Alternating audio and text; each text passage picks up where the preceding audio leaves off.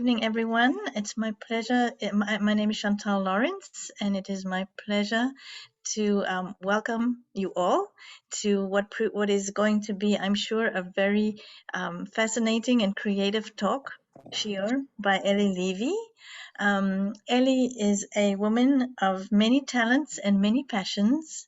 She is an architect and a lifelong learner and teacher of Tanakh. And what a combination that is. And we look forward to hearing how the one informs the other, Ellie. Ellie is also amazingly the founding president of the American Friends of Bat Melech, which is a domestic violence center for religious women. And she's the founding director of Yad Eliezer Kol Kala Fund in Israel.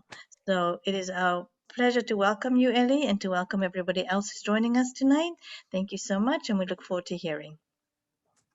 Okay, thank you so much, Chantal. I'm going to share my screen. Okay, does everyone see a source sheet with a nice Seder plate on it? Okay, I'm going to admit other people and then sync it down. Okay.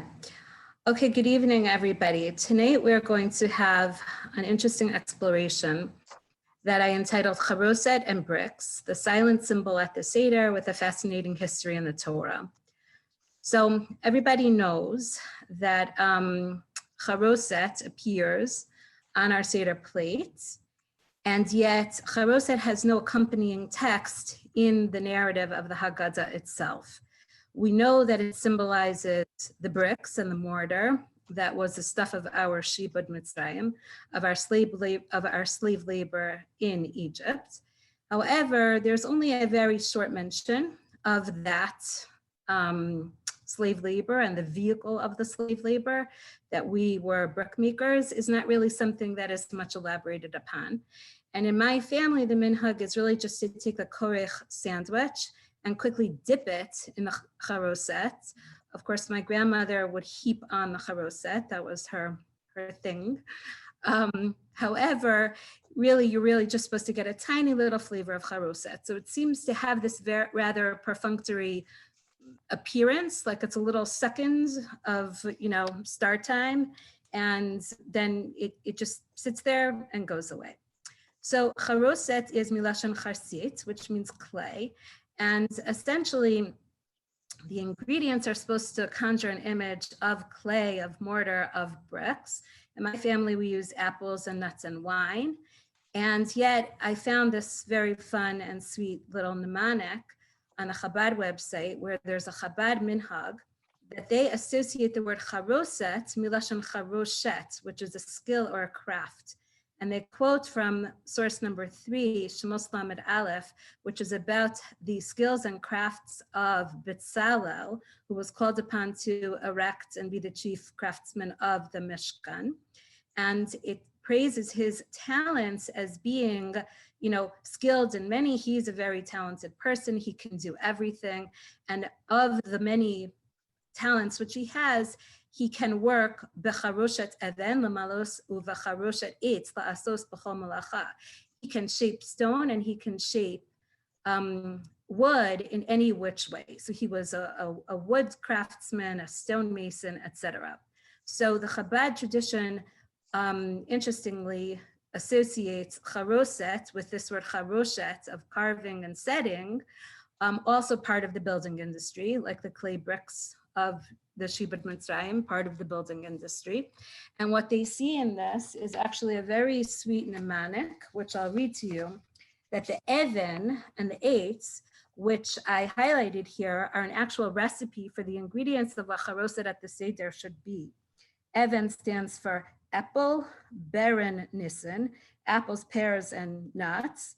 And eitz stands for ingber, which is ginger, and cimarrons, which is cinnamon. Okay, so we have a cute little mnemonic device for a recipe in the Torah for what charoset should be.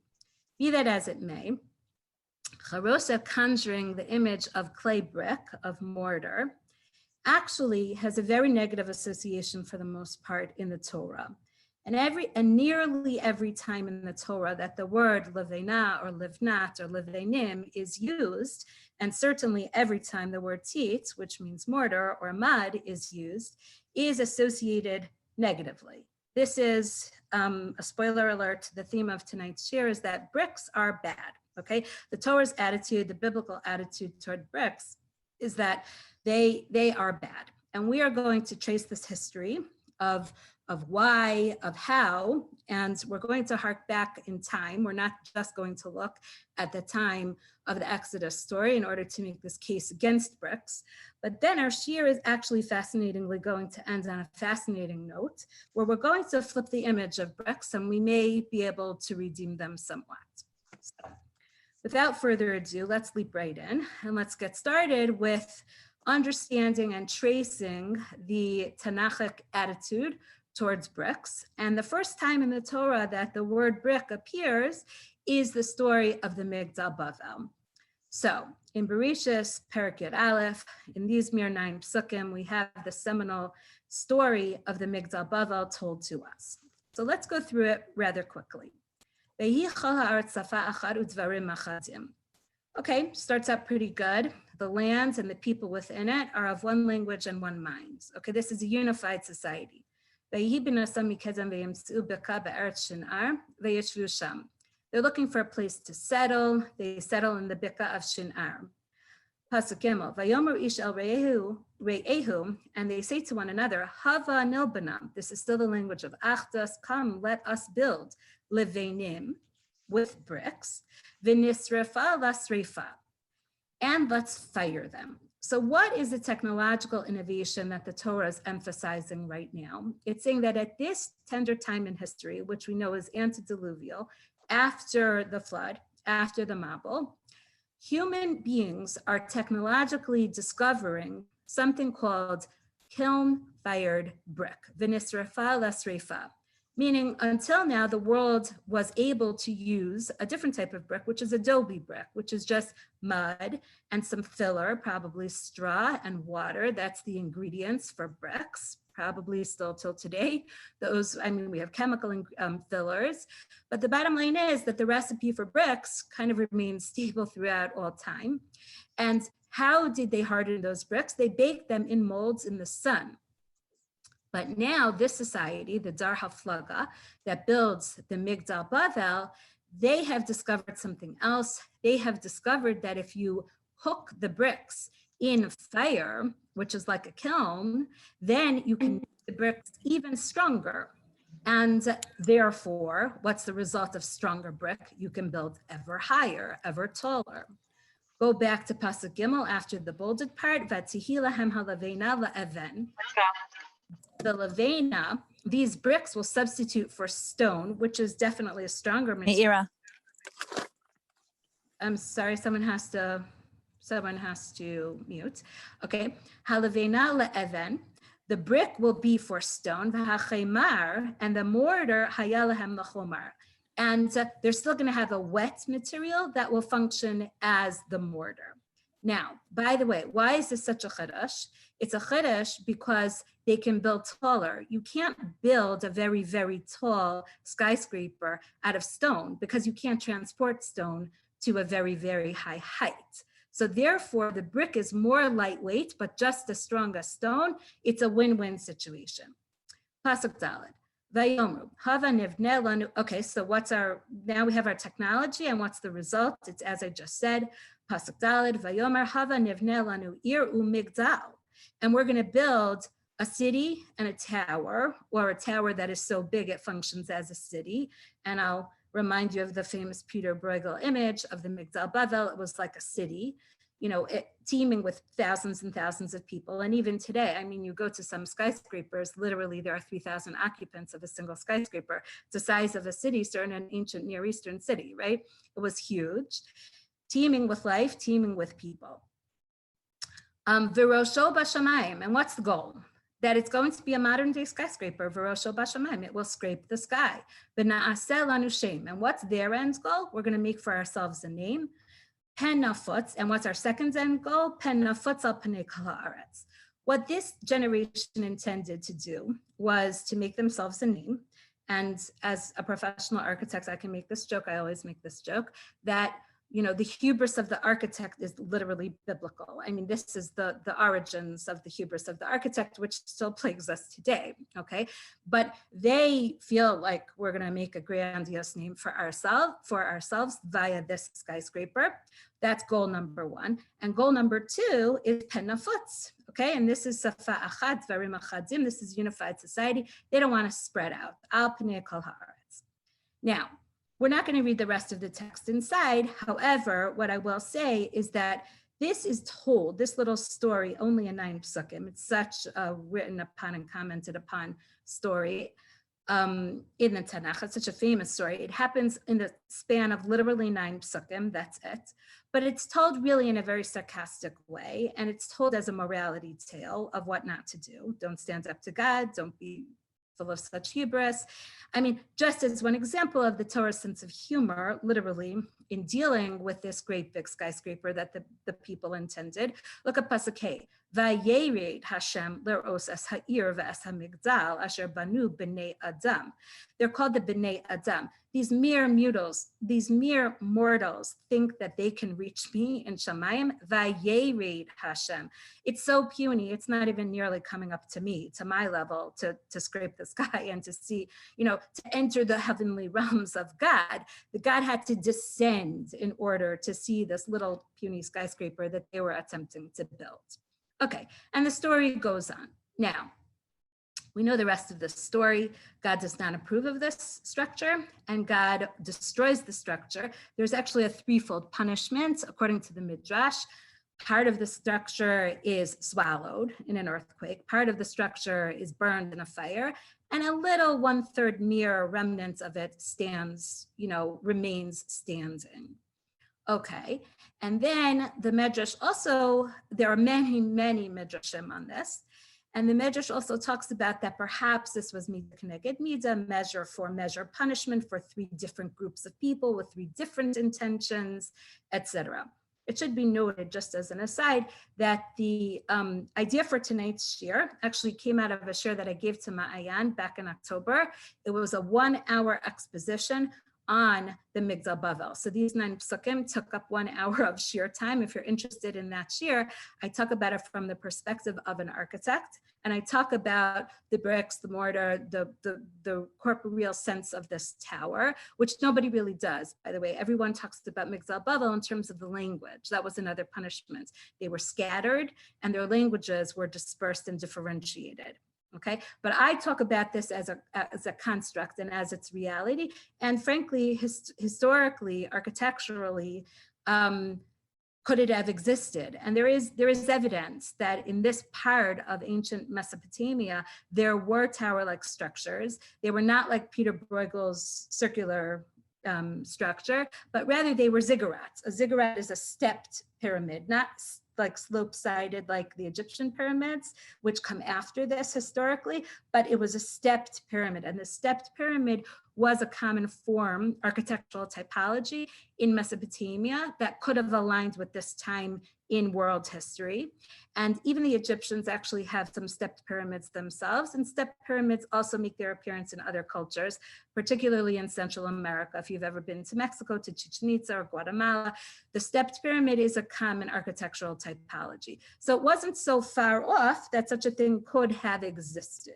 Okay, but that's not what the Torah stake is. They're not describing architecture. And what the Medrash is trying to do, or the many Midrashim, is to try and understand, really, honestly, what was so bad about the structure, okay? And we're going to look at one of those Midrashim that tries to grapple with this question, like, why does God get so like angry with this structure, and why does God seek to punish the people for having built this structure? And one, you know, sort of point in their column is that they were unified. They were a unified society. So it's not like it was Sodom and they were all killing each other and there was just mayhem and havoc in terms of their treatment of each other. They were a unified society trying to build something. Now, here we have a Pirkei Rabbi Eliezer in source number 5 that's going to try to make the case of what was so bad about the structure, or what was so bad about the intention of the structure. Okay. So let's read it together. Rav Pinchas Omer, Lo hayu sham avanim livnos haseir ves hamigdal. They lacked stone. Ma hayu osin. So what did they do? They improvised. Hayu melabnim levenim v'sarfin osan. So they came up with this great technology and they fabricated bricks. Ukiyotza charash acha banu osil gvoha shivim mil. It was so tall, it was like 70 mil high. Okay, look at the next page. Bold. Uma'alos hayulo. Now this Rabbi Pinchas is getting architectural on us. He's actually describing what the construct looked like. It itself, uma'alos hayulo, there were different stairways, mimizrach umima'aravo, mimizracho mima'aravo. On the east and the west side, there were stairways, and that conforms with what I was just describing as this architectural construct was a ziggurat. It was a stepped pyramid. And it was a very organized construction site because they had two sets of stairs. Elu shahayu ma'alinas halavenim hayu olim mimizracho. All the ascenders carrying their sack of bricks would rise from the east. So the upside was the east and the downside was the west. And here's the kicker. But if a man died, and you can imagine these were not, code compliant stairs by modern standards, right? These were very steep stairs, very steep staircases. So death was part of it. Death, the sacrifice of life in order to build for the gods was definitely a part of ancient Near Eastern construction. In fact, this is true even through Renaissance times in the service of building the great, great churches, for sure, the Gothic churches and even the Renaissance churches of Europe. Death was part and parcel of your work on the construction site. And it was par for the course, part of the deal. But what was the attitude of the Dar Haflaga? Lo samim es libam alav. They didn't care. They didn't mourn the life. They didn't mourn the loss of life. But v'im nafla levena achas hayu yoshvinu bochin v'omrin aylanu emasayatala acharas tachtaha. But if they lost building materials, remember there are these innovators of this technology. They invented kiln-fired brick, so they're all excited and proud of themselves. But if they lost some of their precious stone, man-made stone, manufactured, these manufactured bricks, then they would sit shiva. So what the Pirkei Rabbi Eliezer is trying to do is make a case for their evil, okay? This was not a merely innocent, unified society that had good intentions. Aside from the hubris, which the text itself tells us, v'na'aseh lanu shem, okay? Aside from that crime, they were callous to human life. So right off the bat, zooming out, what do bricks represent? They're more important than life itself.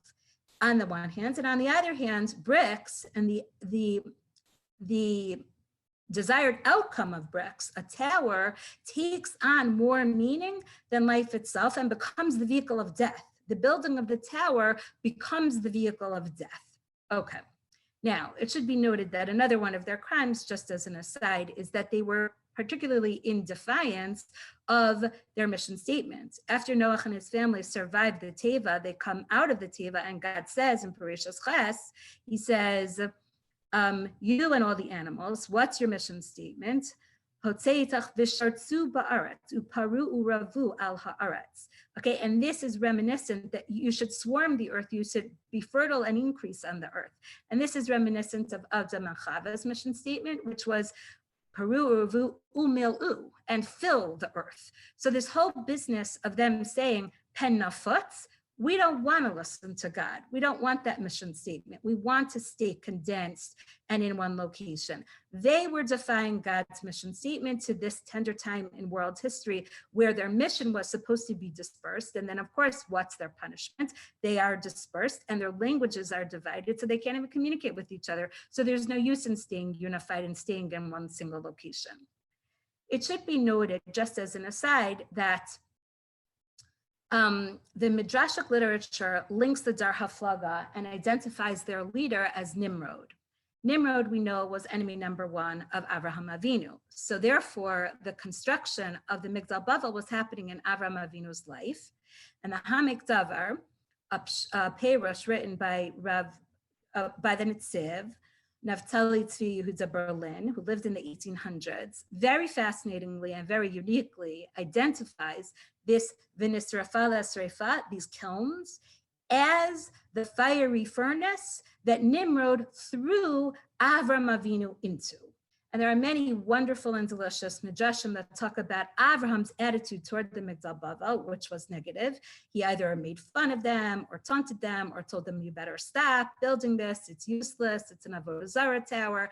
And Nimrod gets angry and he throws Avram Avinu into this fiery furnace. So the Netziv actually fascinatingly finds a parallel or some sort of biblical text to furnish a source for that famous medrash that Avram Avinu was thrown into a fiery furnace and survives by Nimrod.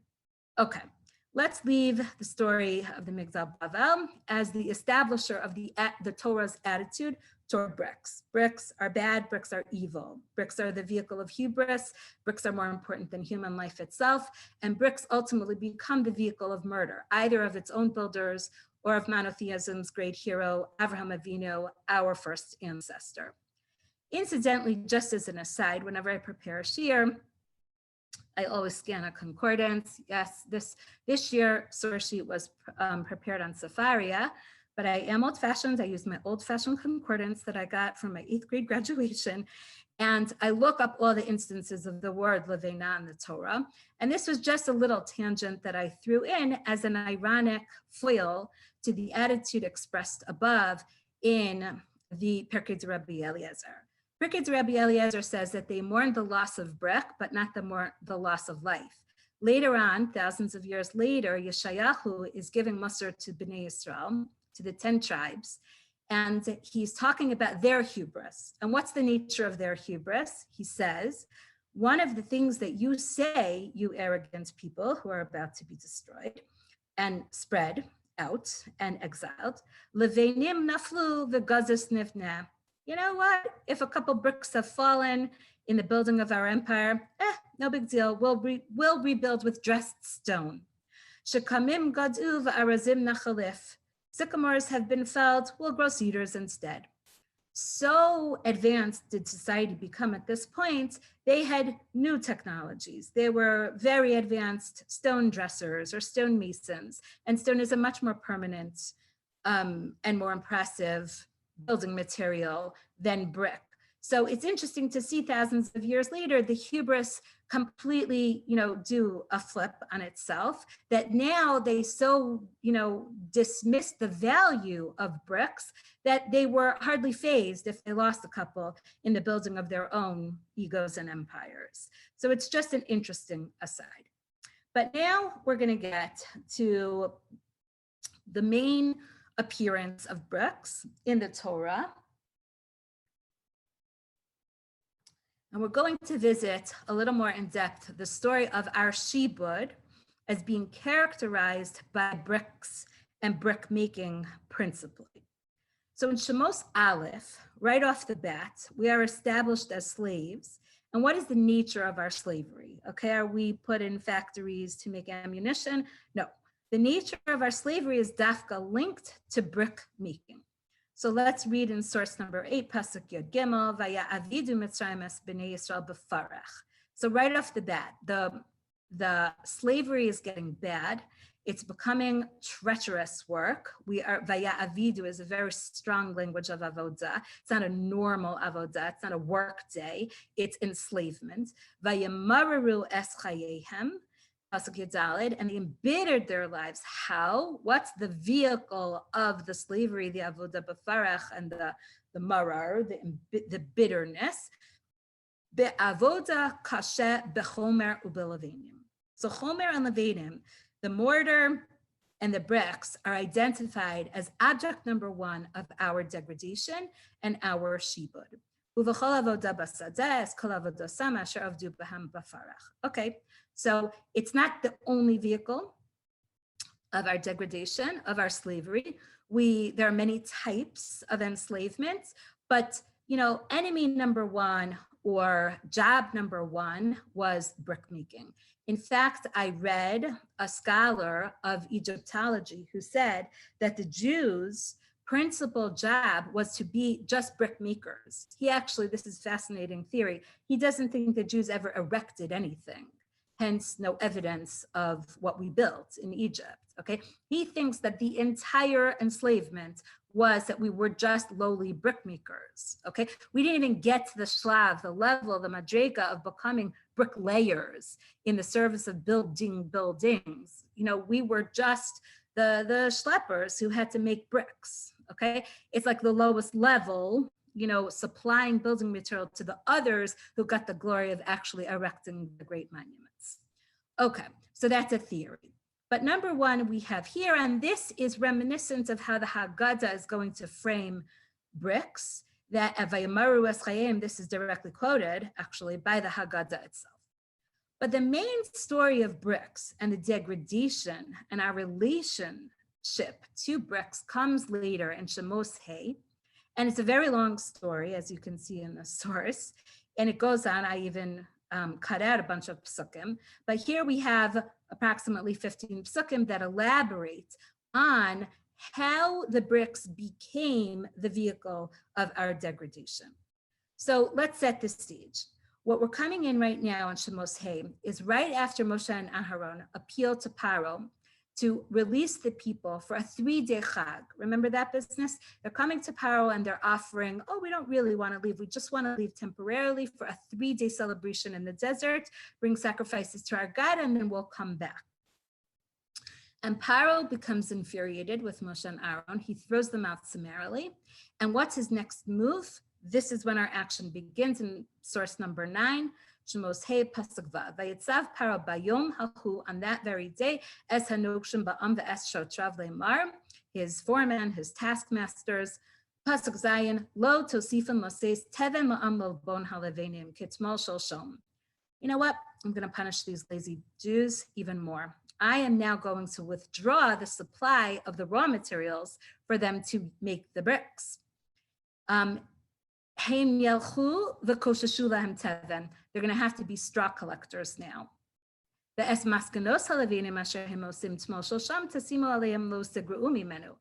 still going to have to reach the same quota of bricks.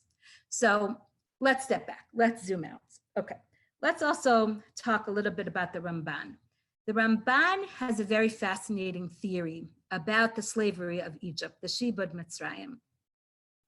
The Ramban elaborates at length, so I did not include his whole entire drash here, his commentary on this source sheet, that the Shibud of Mitzrayim was gradual. It was a gradual campaign of enslavement. It started out by the Pharaoh calling for a voluntary corps of, a corps of citizens, volunteer citizens who would be builders and would come build the great monuments of, the Pharaoh.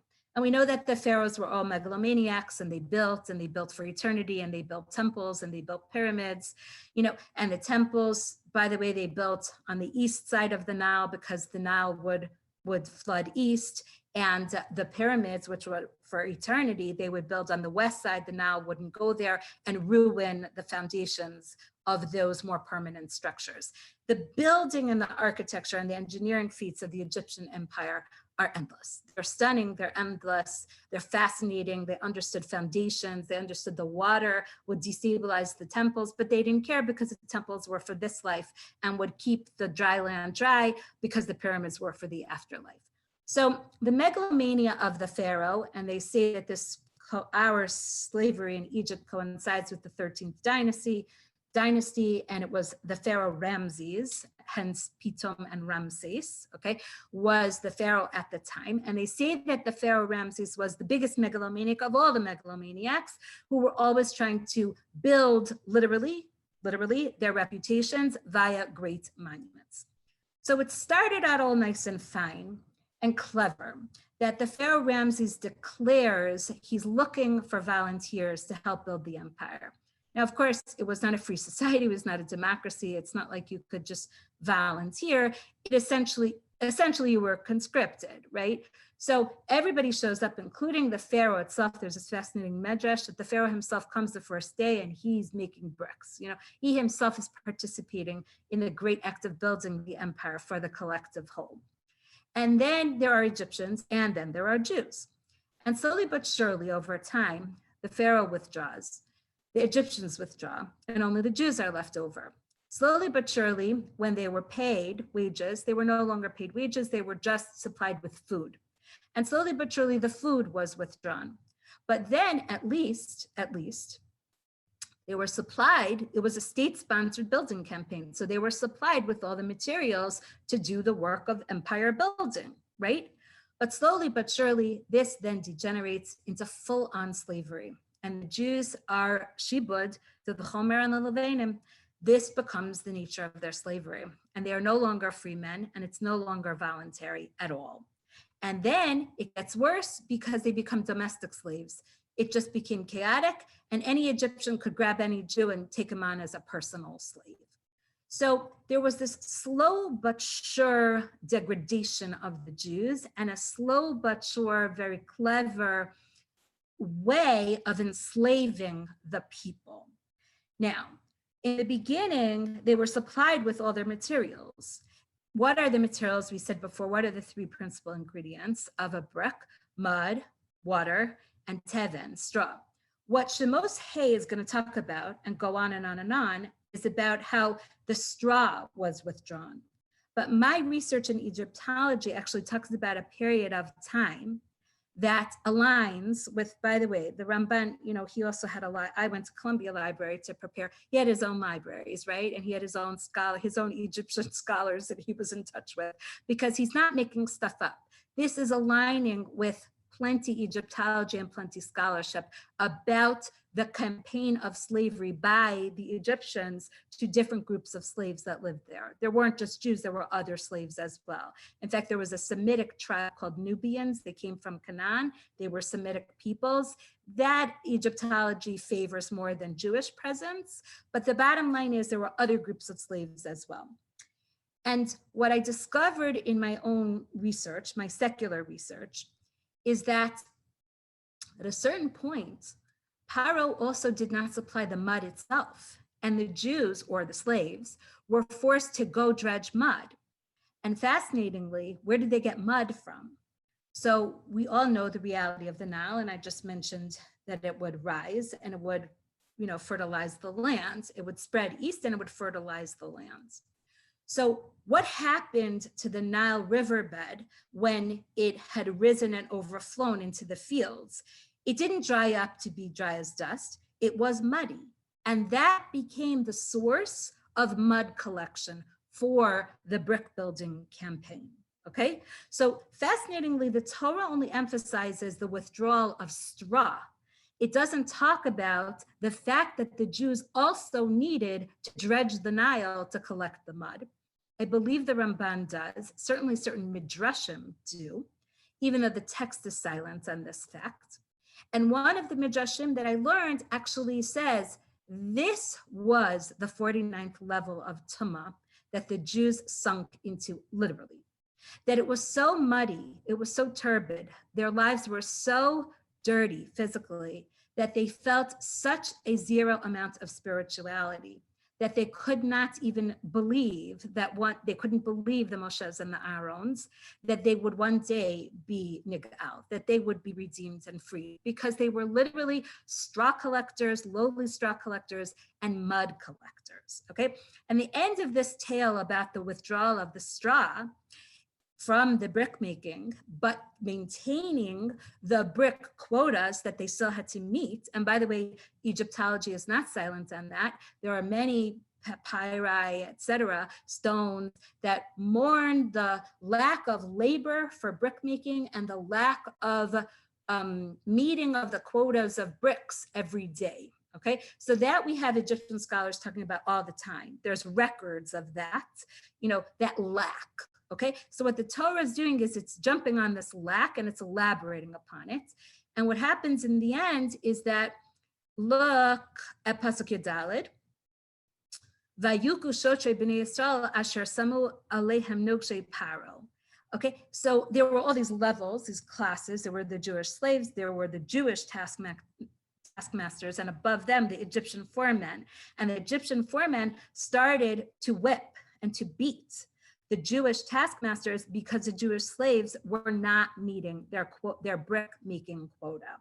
So once again, we have what seems like this innocent craft of becoming brickmakers turned into this murderous campaign where blood is shed, and blood and bricks become equivalents, and lives are lost. And then, by the way, the end of this story is really quite fascinating. What happens is that these Jewish taskmasters storm the palace in protest and say to Paro, we can't do this. We just can't meet the same quota if we have to collect our teven, our straw. And as an aside, what I just told you, if we also have to collect our mud, it's impossible. This is a physical impossibility. And ultimately, Paro throws them out. I don't care. You're going to meet it. You're near, he says, near Pim, near Pim, near Pim, atzem, near Pim. You're so lazy. You're a bunch of lazy heads, and I don't care. This is not moving me. And then what happens is, Pasuk Chaf is very interesting. Vayifkeu es Moshe ves Aaron, the Jewish taskmasters who fail in their protest in Paro's palace, bump into Moshe and Aaron, nitzavim lekrasam, who are outside to see what happened when the Jewish people stormed the palace, b'tzeitzam me'is Paro, v'yomu aleihem, and the Jewish taskmasters say, Pasuk Chaf Aleph, Yeirei Hashem aleichem, v'yishpot asher hiv'ashem esrechenu be'inei Paro v'nei avadav, l'seis chayrav biyadam lehargenu. What did they say? They said to them, may the Lord look upon you and punish you, Moshe and Aaron, for making us loathsome to Paro and his courtiers, putting a sword in their hands to slay us. So bricks are now the equivalent of swords. It is a vehicle of death, number one. And number two, this is an all-out rebellion, not just against Paro, but against Jewish authority. So it's making them lose their neshamos. It's making them lose their faith. It's making them lose their self-dignity, their self-respect.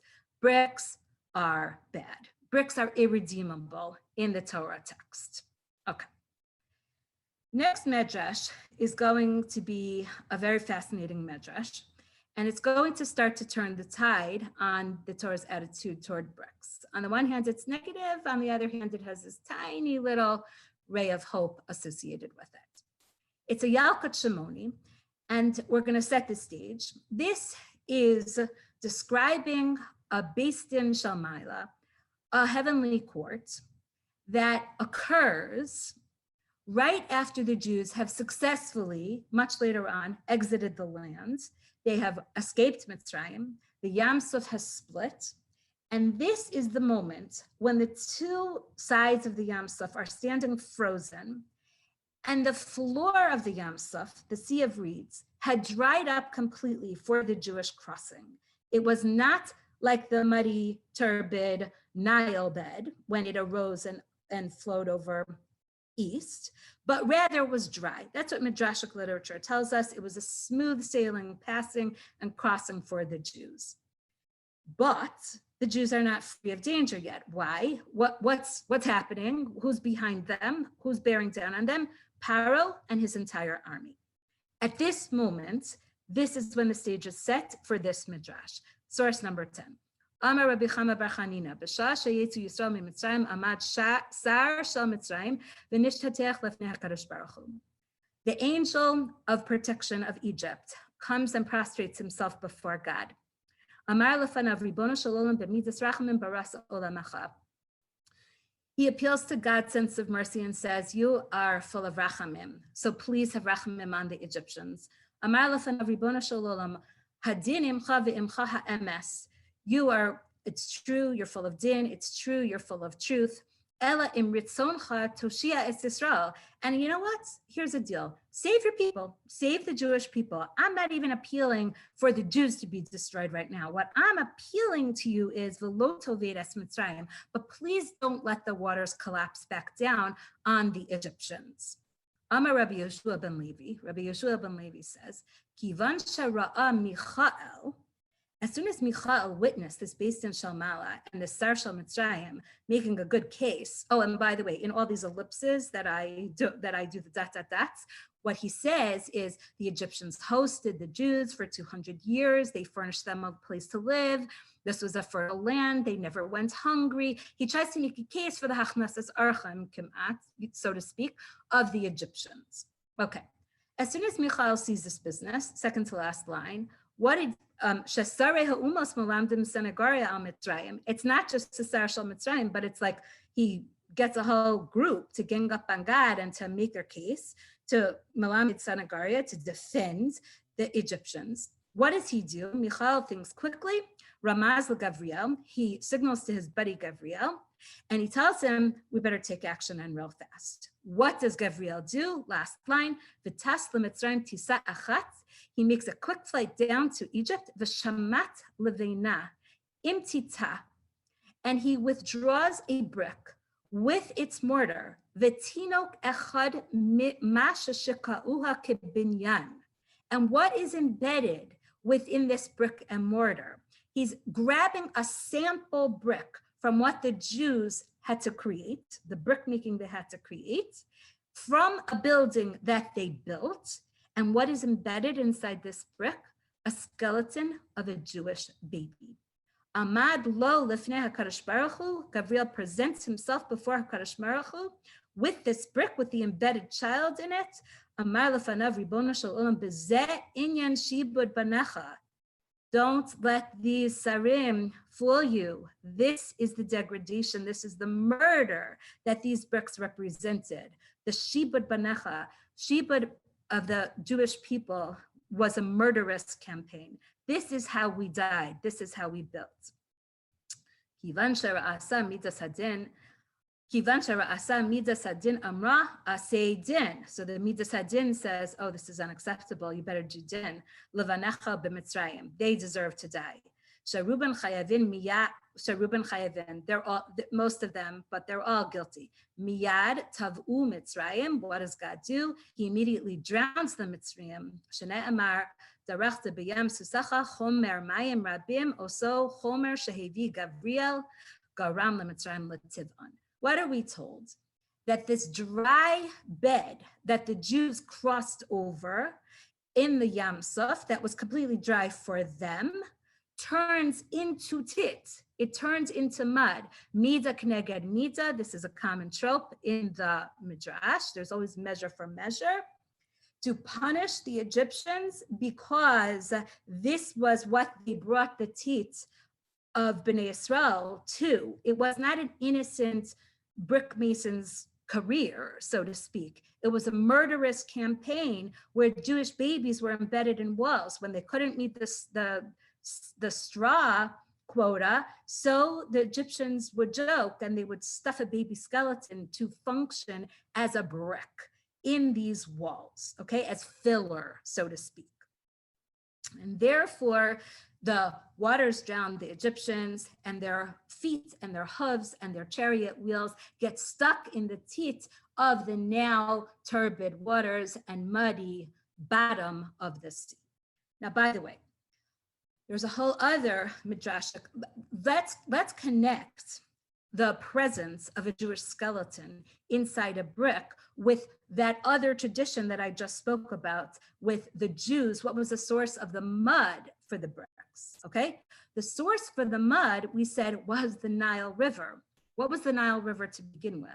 When we start out the whole story, what is the first Havanas Chakmalo, Paro says to his advisors, the first campaign of torture and murder of the Jews, the first stage of the Holocaust of the Jews in Egypt was throw the newborn baby boys into the Nile, okay? And that's what happens. What happens to these boys? They drown, and their skeletons are in the water, they float to the bottom of the Nile River. So when the Jews go to be mud collectors, dredging the Nile for mud, what are they dredging up also? They're dredging up skeletons of Jewish babies. So the mud has embedded within it the bodies of the Jewish boys, baby boys, and they are now in the binyan, in the bricks that the Jews are making for these different various buildings that they were building in Egypt. So hence the source, the possible source for Gavriel's body, skeleton, Jewish baby boy skeleton embedded in this wall. Now, along those lines, very interestingly, there's a Rashi that quotes a very interesting Medrash Tanchuma Kitisa 19. Later on in the desert, when Bnei Yisrael have successfully crossed, they have started the process of Matan Torah, and Moshe, we know, delays. And what happens next? The terrible sin. there's the Chet HaEgel, the golden egel, and they make an egel masecha. Now, there's a fascinating Rashi that quotes this fascinating medrash, that one of the principal cast of characters who leads this mered, who leads this idolatrous little party of making this egel, was a man named Micha. And who was Micha? The Medrash Tanchuma and Kitisa tells us that Micha was actually a baby boy whose body was embedded in one of these walls, in one of these bricks. And Moshe Rabbeinu himself witnessed a writhing, wriggling baby and takes his hand and withdraws the baby from the tit and says, no, I see this baby is alive and I'm going to resuscitate him. He withdraws the baby Micha, and he adopts the child and fosters the child and resuscitates him and brings him back to life. That he turns out to be a bad guy. He turns out to be one of the ringleaders of the Chet HaEgel is a very tragic end to a very sympathetic and sad beginning, right? He's a sympathetic character as a baby who's nearly, killed in these walls. But be that as it may, Moshe Rabbeinu does this. And by the way, there's a medrash that this medrash Tanchum and Kitisa talks about how Moshe screamed at God at this time, like, how could you let this happen? This is so vicious, this is so cruel. And God defends it and says, don't worry, these are thorns in my side, these babies, none of them will turn out good. And Moshe defies God and said, I don't care, this is horrific, and I cannot tolerate it. And he withdraws Micha. So it turns out that God is right and Moshe is wrong, right? That Micha turns out to be a bad guy. And later on, somehow he survives the punishment for the Egel. And later on in Shoftim, he is Pesel Micha. He's the Avodah Zarah who erects the Pesel Micha, the idol called under Micha's name. So it is a very sad end to this child that Moshe has fostered and saved from this horrific, death, this crushing death in a wall, okay? Now, I want you to zoom out for a minute, and I want you to see the beautiful, parallelism in the lifetime of Moshe. Moshe was a baby who was doomed to destruction and to die as a baby. He too was thrown into the river because of that original campaign of murder and torture of the Jews, throw the newborn infants, baby boy infants, into the river, the Nile River. But what happens? A sympathetic soul takes her hand, Bitya bat Paro, and she withdraws Moshe from the river. He min hamayim mishisihu is the origin of his name. From the water I withdrew him. She fosters him and she adopts him. And later on in Moshe's life, he had the role model of Bitya, and he does the same. And he sympathizes for a baby who was thrown into a wall that was supposed to be the vehicle of that baby's death. And he withdraws him with his hand, and he fosters and adopts this child and raises this child. So it's this beautiful parallelism that Moshe, takes a cue from his early life. But what's very important for our shiur is that the Nile River was supposed to be a place of blood and supposed to be a place of degradation only. And yet it became a vehicle for his own saving. The walls and the bricks that the Jews were creating in Egypt was supposed to be this place of murder because the Jewish babies were supposed to be embedded in it. And yet Moshe finds life within it, and he creates life from it. Fascinating little side point. But keep it in mind because it bears on our next source. Source number 12 is a fascinating medrash, and it's from Esther Rabbah. And the Esther Rabbah, Purim is still fresh in our memory. We're still finishing our Shalach Manos, right? Even though we're cleaning for Pesach. So this is very relevant midrash that rings true right now for us. And we're going to read it. Unfortunately, I couldn't find you in English. I think I have time to read it pretty in detail. So I'm going to go through it because it's a really stunning, it's a really striking midrash. Okay. Esther Rabbah Zayin Yud Gimel talks about it as follows. Let's set the stage. Let's set the moment in time. The moment in time is that the decree from Haman to destroy the Jews is issued. Okay. Pasuk Yud Gimel Im al Hamelach Tov Yukasev LaAbdam. That's in Esther Gimel Tes. okay? Amar Reish Lakish b'shah Amar Haman v'hipanu goralos la'abdan min ha'olam uve'ez zman yitachen lanu l'chalosam v'nafal aleihem goral b'chodesh achad b'shlosh asar bo. Okay, this is that moment in time where Haman succeeds in doing his goral. He picks a day, and the date is set for the destruction of the Jewish people. Ba'osa sha'a ratz Eliyahu zachor latov bibehala. Now, this is similar to the last medrash from the Yalkut Shimoni that's describing the panic of Michal when he sees this beast in Shamala, and he runs to Gavriel to quickly take action. Now the action takers and the characters are Eliyahu, who in a panic runs Eitzel Avos HaOlam to the Avos HaOlam, the Eitzel Moshe ben Amram. And instead of Michal running to Gavriel, we have Eliyahu running to the Avos and to Moshe Rabbeinu, to implore them to act, to save the Jewish people from the doom. Va'amar lahem ad masai avos ha'olam redumim bashena. These are real, like, demonstrating words. This is very strong language, okay? Only Eliyahu and Levi could talk to the avos this way, right? And to Moshe Rabbeinu. What does he say? Until when are you going to be sleeping? Like, wake up. Bashena,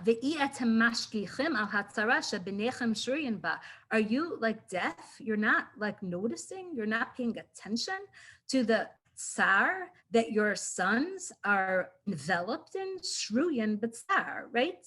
He's like, what are you doing? Wake up. Why are you so passive? Why are you doing nothing? Why aren't you fighting for the people? The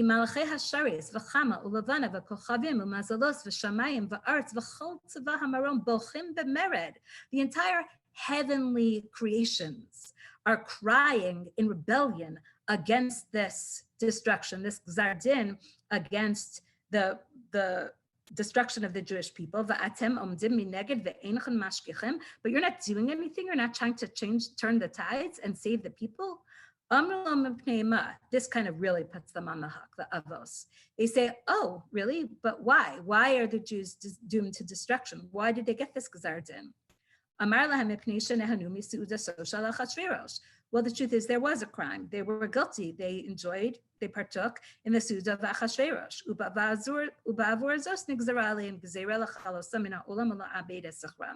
And this taka is their punishment, to be destroyed and wiped off the face of the earth. Amru lo Avram Yitzchak v'Yaakov imheim avru al das HaKadosh Baruch Hu v'nechtama gzeirasam mana yichalim lasos. Sorry, they're guilty. They did a crime, and if they are actually guilty of this crime, we can't do anything to overturn it. Chazar Eliyahu va'amar lo Moshe.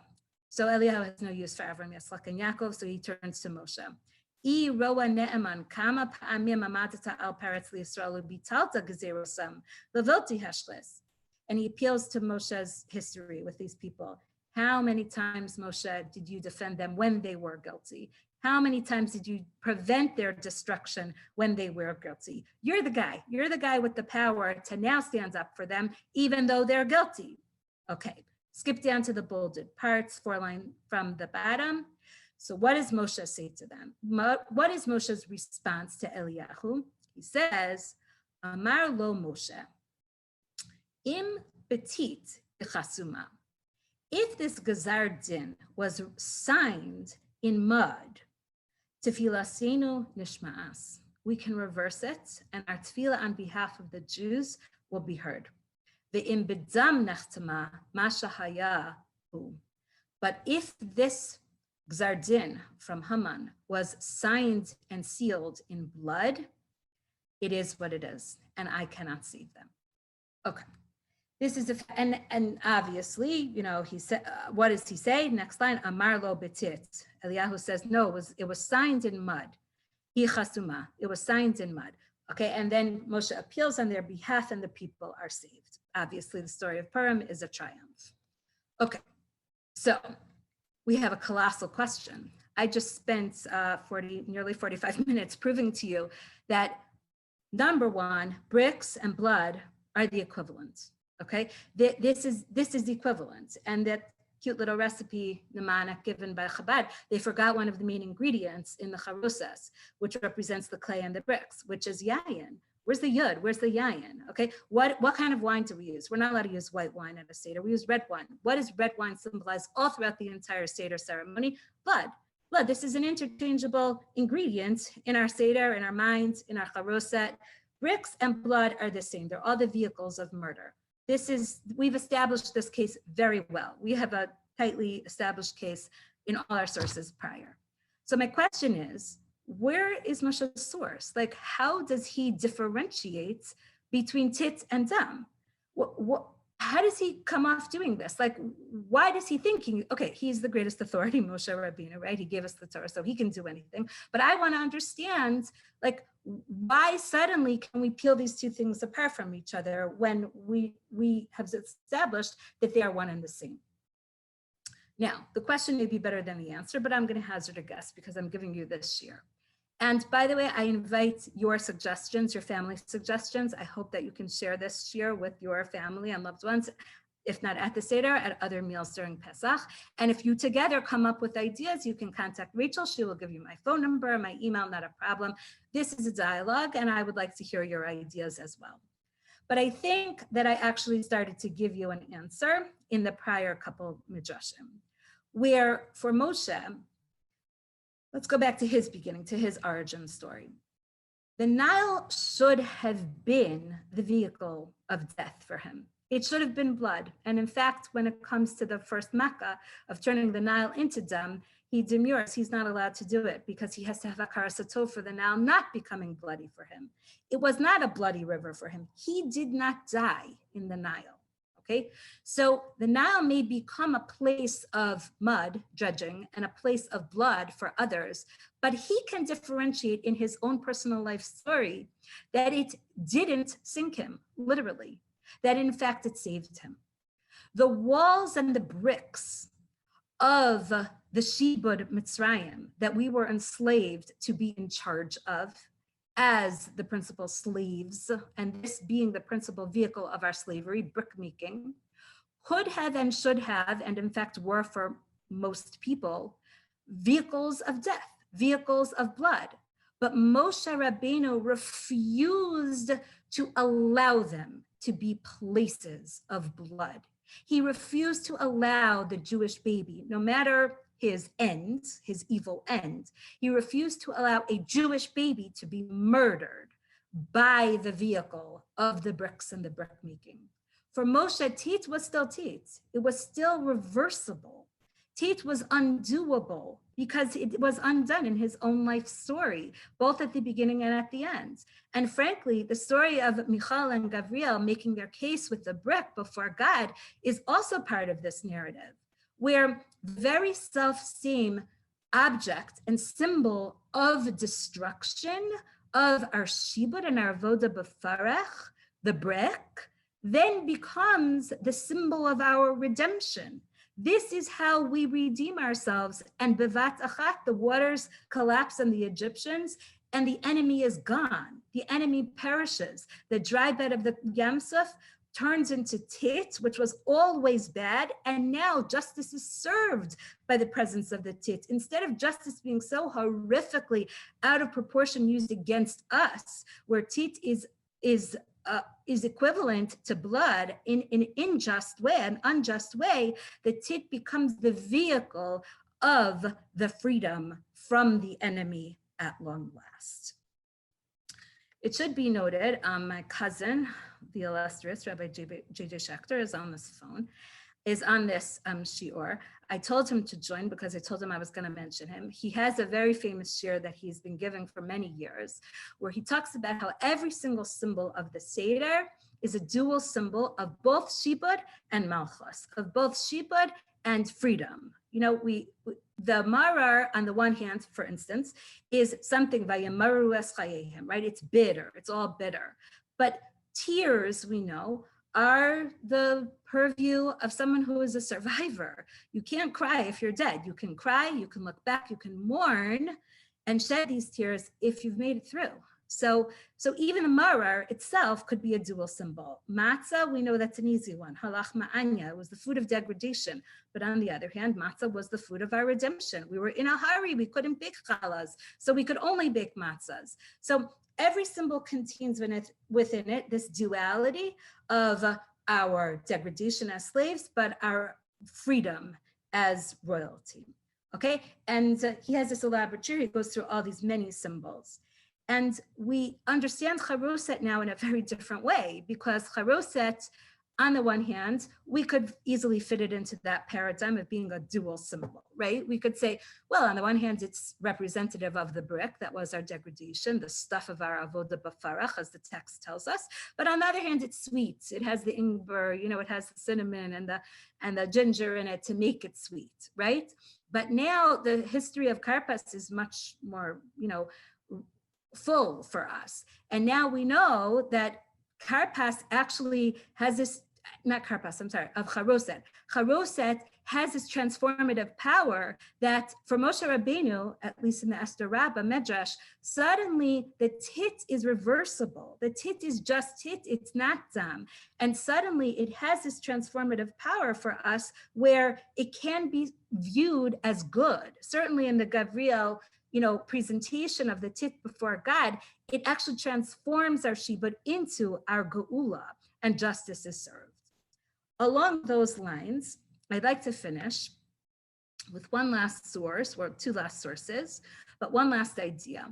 So in my concordance search, the only positive usage of the word levena in the Torah, it takes a total turn to the opposite extreme.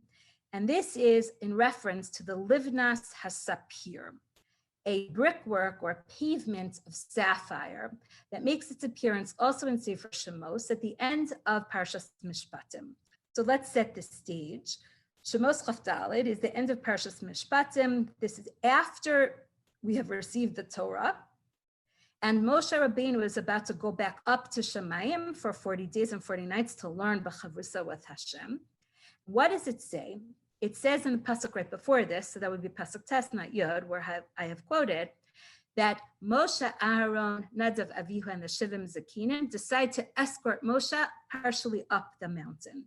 And as they approach the mountain, pasuk Yod, look inside, source number 13, Vayeru es Elokei Yisrael. They see an image of God. V'tachas raglav k'ma'aseh livnas hasapir.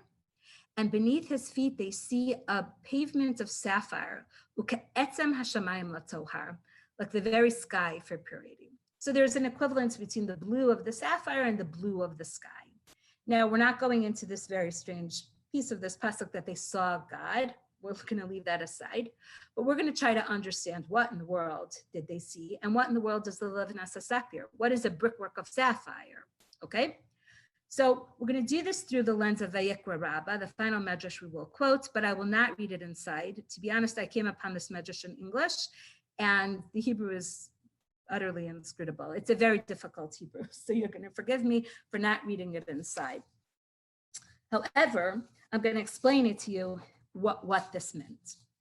The medrash says that all the while that Bnei Yisrael were shruyun batzar, were in the degradation of the Shibud Mitzrayim, God either kept a brick and mortar beside his throne, at the foot of his throne, as a reminder of the degradation of his people, or other versions of the Medrash say he had a pavement of this brick, of this turbid, muddy brick that was their, that was representative of the Jewish state in Egypt. But as soon as they were freed from Egypt, he turned this muddy brick pavement into a crystal clear, sparkling, beautiful, precious brick pavement of sapphire. And what was the moment that this turned from the muddiness to the clarity, from the degradation, the 49th level of Tumah, to the magnificence that reminds us of the Shemayim itself, the blue, pure, but translucent blue, pure of the sapphire? It was the moment of Matan Torah. And Rav Hirsch actually says something beautiful, that the first brick in the sapphire pavement that was built when the Jews uttered the words, Na'aseh v'nishma.